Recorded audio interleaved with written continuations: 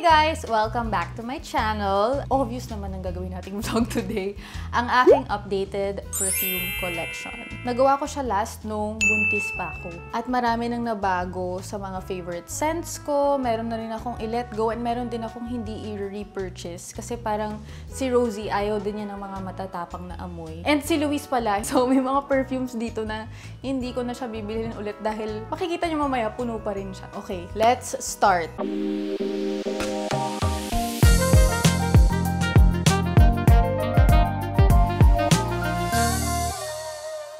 Hindi ko na rin babalikan yung dati. I-mention ko na lang siya, pero hindi ko na siya babalikan. Kasi last vlog ko din about my perfume collection na sabi ko na rin naman na kung saan ko sila nakuha and kung ano yung mga scent nila. So yung mga bago na lang yung i-add ko. Dito muna tayo sa gitna. Itong nasa first layer na to, na-mention ko na to before. Pero ang pinakabago dito na scent ay medyo paubos na siya. Ayan siya. Penhaligon. Ang scent nito ay Luna. Para siyang may pagka-floral, pero more of citrusy ang naaamoy ko sa kanya. Tapos, ayan, makikita nyo, ubos na siya. Kasi ginamit ko din to habang buntis ako. Kasi siguro naglilihi din ako noon. Tapos, kaka-discover ko lang sa scent nito. Niregalo to sa akin ni Doc Nelda of CAD Clinic, yung dentist namin ni Luis. Actually, natutuwa ako kapag nakaka-discover ako ng mga bagong scents. So, ayan, obviously, ubos na. Kasi ginamit ko nung time na yun. So, thank you, Doc Nelda, for introducing me to Penhaligon. Tapos, syempre, nandyan pa rin yung Chloe. Natingnan nyo, nag-tarnish na yung dito. Kasi nga, hindi ko siya masyadong ginagamit. Kasi si Luis, parang medyo natatapangan siya. Minsan ko lang siya nagagamit kapag hindi ko siya kasama. Pwede today, spray ko today. Wala naman siya dito. Tingnan natin kung same pa yung amoy niya. Kasi di ba minsan sabi nila, kapag nasa stock yung pabango or naiinitan or matagal na siyang nandiyan, nag-iiba yung scent.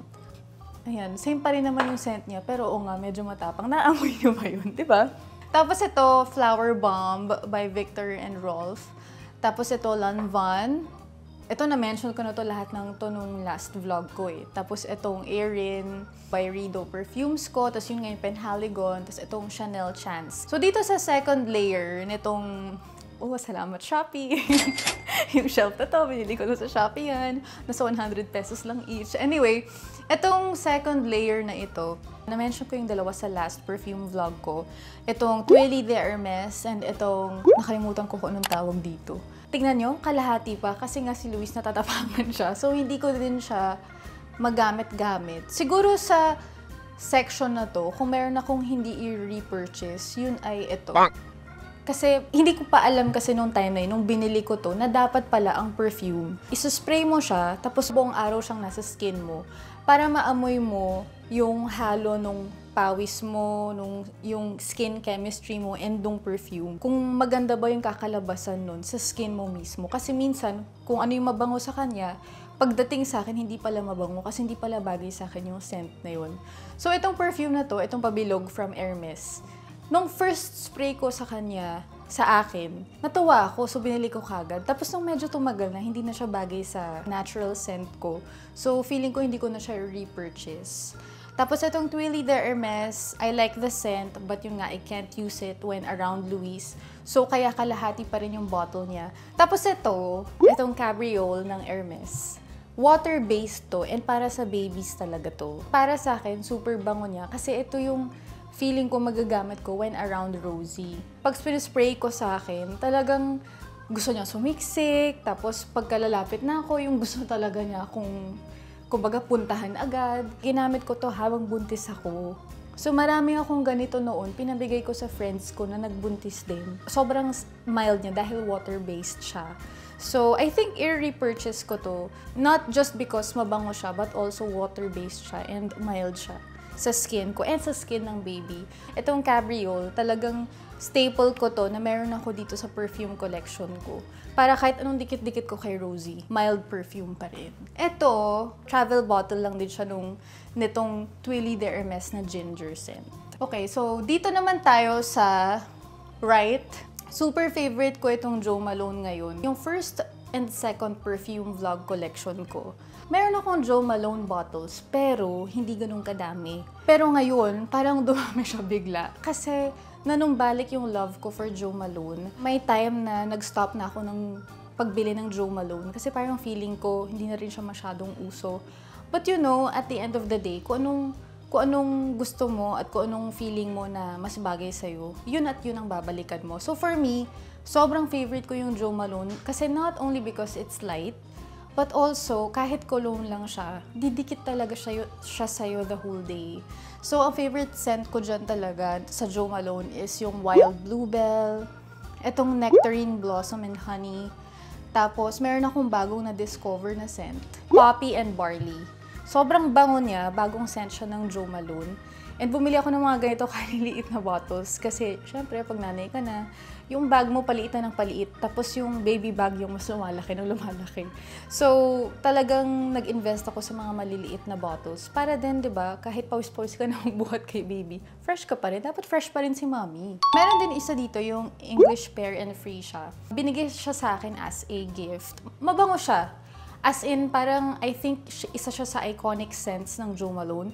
But for me, siguro ever since nung pinoint out ni Luis na medyo matapang siya for him, ako din parang natatapangan na ako. So bumalik ako sa pinakaunang scent talaga na trinay ko sa Jo Malone, which is itong Nectarine Blossom and Honey.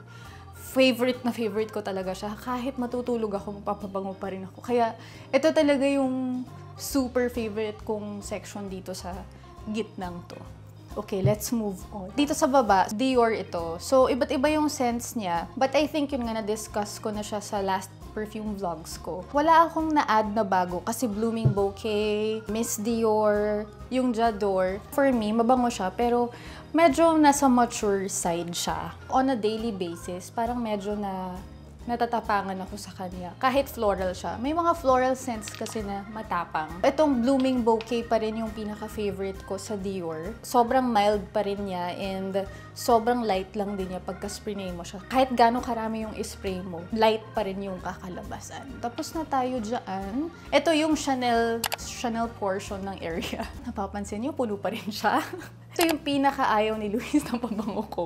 So may one time, nagpabango ako, uy, Chanel No. 5, social, ganyan, spray ako. So sabi niya, anong perfume mo? Sabi ko, Chanel na, proud pa ako. Sabi ko, Chanel No. 5, social, diba, ganyan. Tapos sabi niya, okay lang naman, nahihiya pa siyang sabihin na. So finally, nung naging mag-asawa na kami, sinabi na niya sa akin na, love, baka pwedeng wag na yung Chanel No. 5 yung gamitin mo. So I think eto 5 years na itong nasa akin. Nandyan lang siya. Dapat nga siguro ibigay ko na lang siya sa ibang tao, no? Kasi may mas... may nagpapalit. Sis, gusto mo ba mamaya? For 5,000 pesos lang naman siya. Happy pala. Medyo matagal na siyang nandyan. So baka kailangan ko na siyang ipamigay. So ito, Chanel Chance na dalawa. Dalawa yung klase niya. Itong green yun nga yung parang citrusy na mas matapang. Tapos itong pink, travel bottle kasi siya eh. Itong pink, mas light siya. Ito actually yung favorite din ni Luis na Chanel perfume ko. So tapos na tayo dito sa corner na to. Meron dito sa side na to. Itong corner na to kay Luis talaga to. Ito yung favorite scent naman niya. I think unisex itong scent na to. Kasi kahit ako, nababanguhan ako sa kanya. So minsan, pag nakakalimutan ko yung pabango ko or ngarag-ngarag na ako, pag magsispray si Luis ng pabango niya, makikispray ako. So parehas kami ng amoy. I think one of Jo Malone's best scents, itong Blackberry and Bay. And if gusto niyo ng light lang and unisex na scent, ito talaga siya. Hindi ko ma-describe yung scent niya eh. Parang hindi siya super floral din eh. Parang halo siya ng Nectarine Blossom and Wild Bluebell. Parang ganun yung amoy niya. Para sa akin hindi ko lang alam kung tama yung pang-amoy ko. Pero yun. So medyo marami yan. Ito yung tinatawag kong Jo Malone Corner. Kasi itong mga nasa likod, kay Luis din yan, ng mga refill ng mga pabango niya. Kasi mahilig din siyang magpabango. Pag mas lalo na may events siya, dahil host nga siya, kailangan mabango siya, diba? Kasi may mga, kumbaga may mga kasama siya na yumayakap sa kanya, may mga bumibeso na co-artists, co-hosts, kailangan mabango ka. Tapos dito sa baba, etong Miss Dior. Hindi lang talaga siya kasya na dito. Bigay ito sa akin ni Miss Vanny.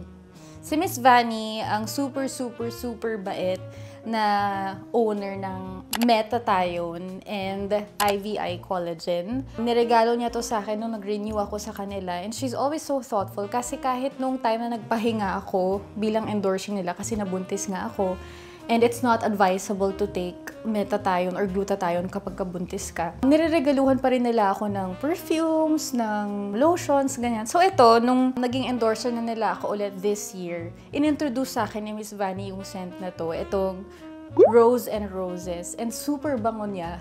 Actually, kagagamit ko lang nito kagabi. Tapos nung spray ko siya sa akin, sabi ni Luis, ang bango naman yan. Ano yan? Ano yung perfume na yan? Sabi ko, Dior. Sabi ko, na-surprise ako kasi parang, talaga, gusto mo ng Dior ngayon? Kasi parang, every time nagsuspray ako ng Dior, natatapangan siya. So, I guess, itong Rose and Roses, sobrang mild nung scent niya kahit pa floral siya. So, if gusto niyo mag-discover ng bagong scent from Dior, itong Miss Dior na Rose and Roses. Super perfect siya para sa mga taong gusto ng light and ng floral scent. So, ito, bigger version lang to nung maliit. Ayan siya. Ito talaga yung bigger bottle, yung big bottle ng Chanel Chance na mild or light scent, the floral. Ang nag-introduce talaga sa akin ng scent na to ay si Gina of Lux Finds. Hi Gina! May kasama pa tong box na dun sa taas. Yung malaking box na Chanel sa taas. Tapos nakakatuwa kasi yung box na yun, may music siya pag bubuksan mo. Yun, na-in-love ako sa scent na to. Last year niregalo sa akin ni Gina to nung birthday ko. Tapos ever since, lagi na akong bili ng bili. Naubos ko na nga yata yung isa pang ganito. So, refill na rin yung nilagay ko. Ito din, ang J'adore, walang kasosyalan, J'adore, ng Dior. Ito yung sinasabi ko na medyo mature scent ng Dior. And I think si Charlize Theron yung endorser nito. And ever since siya talaga yung endorser, bagay naman din sa kanya. Kasi tulad nga nasabi ko kanina, medyo sophisticated yung scent. Niregalo to sa akin ng Dior Philippines. Thank you, Dior Beauty Philippines. Palaging hindi niyo ako nakakalimutan. So, ayan. Ito yung last corner. Dito sa taas, ito, sinabi ko na to before, na super favorite ko tong scent na to. Ito yung Tiffany & Co. Medyo spicy siya, na sweet, pero dapat medyo i-control mo yung pag-spray. Parang 2 sprays, okay na siya. Hindi ko na siya ibababa kasi napakita ko na siya before sa dati kong perfume vlog. Tapos dito sa baba, ito, naku, dudugo na naman yung ilong natin dito mga sis. Paano ba sabihin to? Worst day, absence. Google! Heure d'absence. Ayan. So, yan ang pag-pronounce ng perfume na to. From Louis Vuitton. Niregalo ito sa akin ni Joyce, ni MJC Luxury. Super bango niya. Itong super favorite ko sa lahat ng Louis Vuitton perfumes. Floral scent siya. Pero at the same time, pag pupunta ka ng event, just right yung scent niya na pag naamoy ka nila, uy, mapapansin ka talaga nila. So, ito talaga yun. Huwag nyo nang pasabihin sa akin yung pronunciation. Baka magkasakitan pa tayo. Ito, yung Pure Grace. Niregalo din sa akin to ni Miss Vanny. Super bango nito. Medyo citrusy siya, na light. Magkalapit sila ng scent nitong Bottega Veneta. And ito, na-vlog ko na to before. Hindi ko din siya masyadong nagagamit pa. Pero yun nga, parehas sila ng scent nitong dalawa for me. Tapos, of course, yung dati ko pang sinasabi na Bulgari perfume. I think Omnia yata ito. Kakatapos ko lang ng school, nag-artista na ako. Nung medyo may pera na ako, ito yung pinakaunang pabango na binili ko kasi naamoy ko kina Maha, kina Shaina pag nagre-rehearse kami sa ASAP. Babango naman nila. Tapos tinatanong ko yung pabango nila. Tapos ito yung sinasabi nila. Or ito, yan. Itong dalawang to. Hindi ko alam kung anong meron sa purple na perfume dati. Pero Lanvin at saka Bulgari na perfumes. Itong dalawa talaga yung laging amoy nila sa rehearsal namin. Sabi ko, ang babango naman nila. Magkano kaya yung perfume? Tapos nung nalaman ko yung presyo, sabi ko, sis, mag-ano na lang tayo. Powder na lang muna tayo para hindi mangamoy. Pero nung medyo lumaki-laki na yung sweldo ko, ayan. Thank you, Lord. Nakabili na rin ako ng pangarap kong perfume nung time na yun. So, ito yun, yung Bulgari. Okay, last but not the least, itong dalawa. Ito yung sinasabi ko na Penhaligon na discover ko through Doc Nelda of CAD Clinic.